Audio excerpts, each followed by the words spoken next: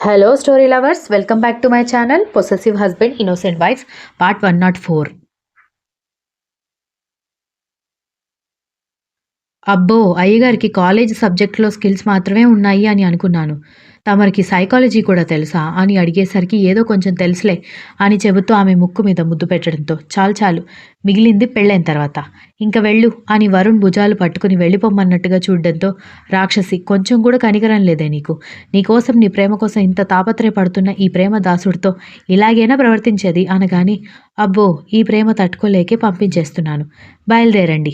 అక్క, బావ వచ్చారంటే బాగోదు అని చెప్పడంతో వరుణ్ కోపంగా వెళ్ళిపోయాడు.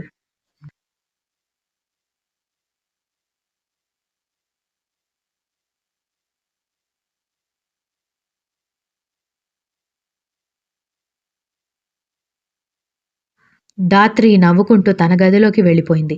విశాలాక్షమ్మ కాలు కాలిన పిల్లిలాగా తిరుగుతూ ఉంటే ఏంటత్తయ్యా దేనికి అంతలా టెన్షన్ పడుతున్నారు అని వసుంధర అత్తగారిని గమనించి ఆశ్చర్యంగా అడగడంతో తన కూతుర్ని పిలిచి దాని కూతురికి పెళ్లి అవుతోందని చెప్పాలి కదమ్మా, అందుకే మీ అత్తయ్యకి మోషన్స్ పట్టుకున్నట్టున్నాయి.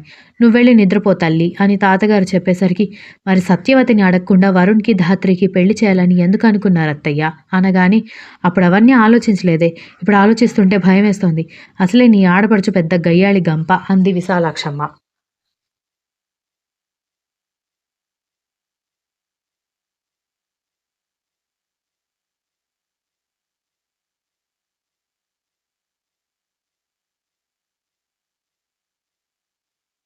వసుంధర నవ్వుతూ కాస్త నోటి దురుసు ఎక్కువే కానీ మీరు చెబితే అర్థం చేసుకుంటుంది అత్తయ్య. నెమ్మదిగా రేపు ఉదయాన్నే ఫోన్ చేసి చెప్పండి అని చెప్పి వసుంధర నిద్రపోవడానికి వెళ్ళిపోవడంతో విశాలాక్షమ్మ ఇంకా కంగారు పడుతూనే ఉండేసరికి రాత్రంతా ఇలా కంగారు పడుతూ అటు ఇటు తిరిగినంత మాత్రాన నీ కూతురుతో మాట్లాడడానికి ధైర్యం రాదులే కానీ పద వెళ్ళి నిద్రపోదాం అని తాతగారు చెప్పడంతో అందరూ నిద్రపోవడానికి వెళ్ళిపోయారు.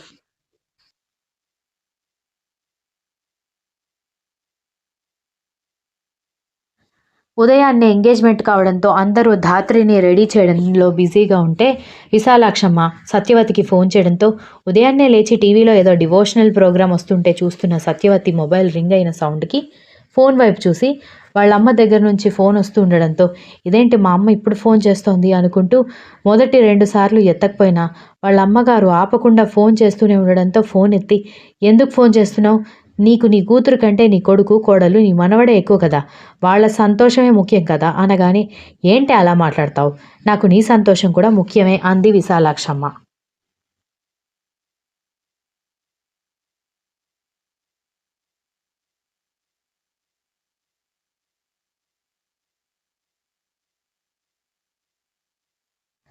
నా సంతోషం ముఖ్యం అయితే నేను అనుకున్నట్టు నా కూతురికి నా మేనల్లుడికి పెళ్లి చేసేదానివి.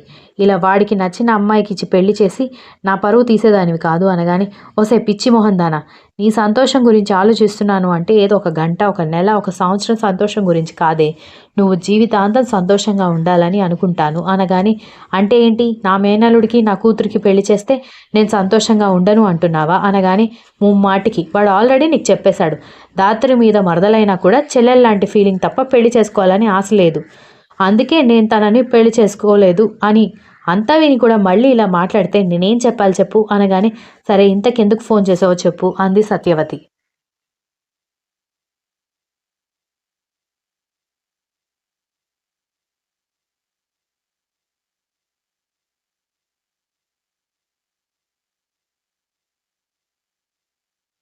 ఆ! నీ కూతురు ఎంగేజ్మెంట్ జరుగుతోంది. నువ్వు లేకపోతే బాగోదు కదా, అందుకే పిలుస్తున్నాను అనగానే జోకులు వెయ్యకమ్మా అనగానే జోకులు కాదు నిజంగానే చెబుతున్నాను. నీ కూతురు ఒక అబ్బాయిని ప్రేమిస్తోంది.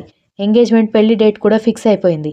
ఈ రోజే ఎంగేజ్మెంట్ అందుకే నీకు చెప్తున్నాను అనగానే సత్యవతి ఒక్కసారిగా సోఫాలో నుంచి లేచి నిలబడి ఏం మాట్లాడుతున్నావమ్మా, నిజమే చెప్తున్నావా అనగానే నీ దగ్గర నేనెందుకు జోకులు వేస్తాను అనగానే మీరు అసలు మనుషులేనా, నా కూతురు ఎంగేజ్మెంట్ గురించి నాకు లాస్ట్ మినిట్లో చెప్తారా, అసలు నా పర్మిషన్ లేకుండా దానికి ఎంగేజ్మెంట్ చేయడానికి మీరందరూ ఎవరు అని అడిగింది.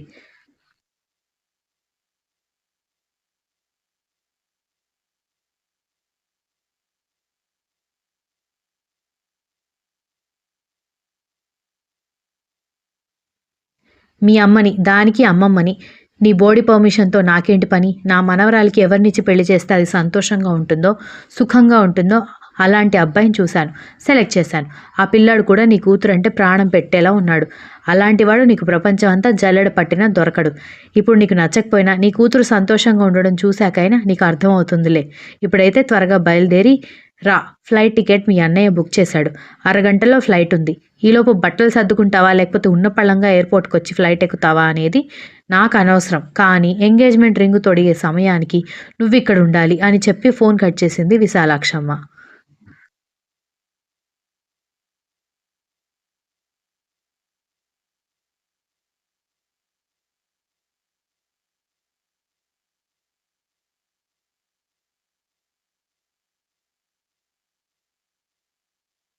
సత్యవతి కోపంగా ఫోన్ వైపు చూస్తూ, అక్కడికొచ్చాక చెప్తానే అమ్మా నీ సంగతి అంటూ గబగబా బట్టలు ప్యాక్ చేసుకుని ఎయిర్పోర్ట్కి వెళ్ళి ఫ్లైట్ ఎక్కేసింది. అత్త అమ్మొస్తుందా లేదా అని ధాత్రి అప్పటికే 20వసారి అడిగేసరికి, అబ్బా ధాత్రి ఎన్నిసార్లు అడుగుతావే, అత్తయ్య గారు ఫోన్ చేస్తానని చెప్పారు, ఈ పాటికి మాట్లాడి కూడా ఉండొచ్చు అని వసుంధర అంటూ ఉంటేనే, అవును మాట్లాడాను, మీ అమ్మ కూడా బయలుదేరిపోయింది, మీ ఇద్దరు ఉంగరాలు మార్చుకునే టైంకి ఇక్కడ ఉంటుంది సరేనా అనగానే థ్యాంక్స్ అమ్మమ్మ అని చెప్పడంతో, నాకెందుకే థ్యాంక్స్ పిచ్చి తల్లి, నువ్వు సంతోషంగా ఉంటే చాలు అంది విశాలాక్షమ్మ.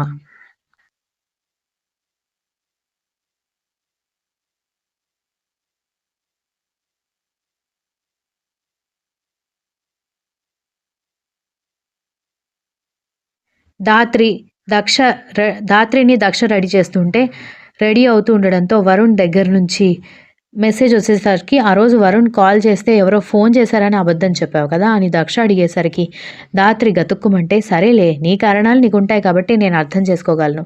ఇంతకీ నీకు కాబోయే శ్రీవారు ఇప్పుడెందుకు ఫోన్ చేస్తున్నారు, ఫోన్ ఎత్తమ్మా అని దక్ష టీజ్ చేస్తున్నట్టుగా చెప్పేసరికి, అక్క ఏడిపించకు ఛాన్స్ దొరికిందని అంటూ ధాత్రి ఫోన్ లిఫ్ట్ చేయబోతుంటే, అమ్మా ఇది శాంపుల్ మాత్రమే, ఇంకా చాలా ఉంది, నన్నెంత ఏడిపించావే, నిన్నంత సులభంగా వదిలేస్తానా అంది దక్ష.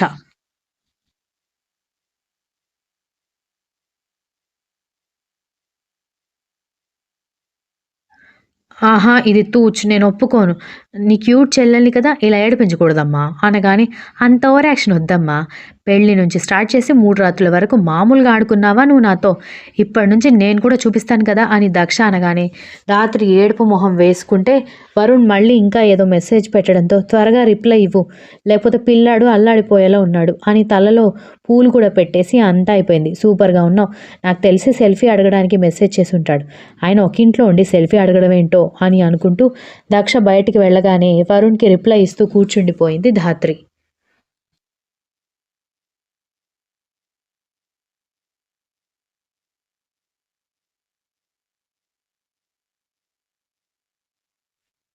బయటకొచ్చిన కోడల్ని చూసిన వసుంధర, నువ్వేంటే ఇంకా ఇలాగే ఉన్నావు, వెళ్ళి చీర మార్చుకుని రాపో, త్వరగా రెడీ అవ్వు, ఎక్కువగా టైం లేదు అని వసుంధర చెప్పేసరికి, వెళ్తున్నాను అత్తయ్య అని పెంట్ హౌస్ దగ్గరికి వెళ్ళి ఎంగేజ్మెంట్ కోసం అని తెచ్చుకున్న చీర బయటికి తీయడంతో వెనక నుంచి వచ్చి కర్ణ గట్టిగా హక్ చేసుకోవడంతో, ఏంటండి మీరు ఏర్పాట్లు చూసుకుంటానని ఫంక్షన్ హాల్కి వెళ్తాను అన్నారు, ఇంకా ఇక్కడే ఉన్నారు అనగానే, అమ్మాయి గారు ఎంత అందంగా రెడీ అవుతారో ముందు నేను చూశాకే వెళ్దామని ఆగాను అనగానే, ఫంక్షన్ హాల్లో చూస్తారు కదా అంది.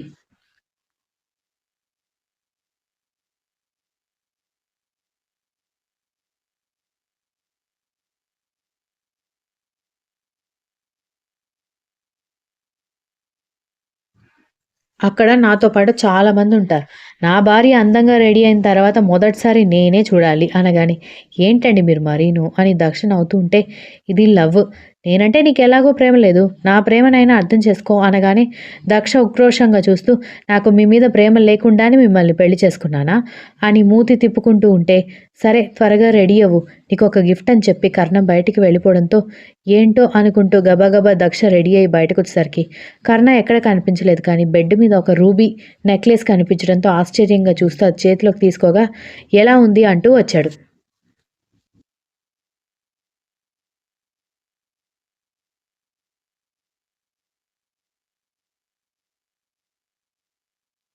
బాగానే ఉంది గానీ, మీకు అత్తయ్య గారికి నాకు తెలియకుండా బంగారం తోటలేమైనా ఉన్నాయా అని అడిగేసరికి కర్ణ అయోమయంగా చూస్తూ, బంగారానికి తోటలు కూడా ఉంటాయా అనగానే, మరి లేకపోతే ప్రతి చిన్న అకేషన్‌కి ఏదో ఒక గోల్డ్ జ్యువెలరీ తీసుకొచ్చి నా చేతిలో పెడుతూ ఉంటారు కదా మామూలు మనుషులు తులం బంగారం కొనాలి అంటే ₹1,00,000 అవుతుందని బంగారం కొనాలన్న ఆలోచన కూడా పక్కన పెట్టేస్తే, మీరు చాక్లెట్ ప్యాకెట్లు కొన్నట్టు కొంటున్నారు కదా! అందుకే డౌటొచ్చింది అని అడిగింది.